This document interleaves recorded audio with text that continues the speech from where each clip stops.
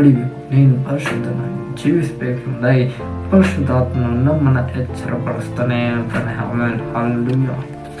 ಆದರೆ ಕೆಲವರಿಗೆ ಪರಿಶುದ್ಧಾತ್ಮನನ್ನೇ ಹೊಂದಿಕೊಂಡಿರಲ್ಲ. ಅವರು ಅಲ್ಲಿ ನಡೆದಿದ್ದೇ ದಾರಿಯಿಂದಾಗಿ ತಾವು ನಡೆದಿದ್ದೇ ಸರಿ ಎಂಬುದಾಗಿ ಹೇಳಿ, ತಾವು ಮಾಡಿದ್ದೇ ಸರಿ ಎಂಬುದಾಗಿ ಹೇಳಿ, ತಾವು ಮಾಡ್ತಾ ಇರೋ ಕೆಲಸಗಳೇ ಸರಿ, ತಾವು ಮಾಡ್ತಿರೋ ಪಾಪಗಳೇ ಸರಿ ಎಂಬುದಾಗಿ ಅನ್ಕೊಂಡು ಅವ್ರ ಪಾಡಿಗೆ ಅವರು ನಡೀತಾನೆ ಅಂತ.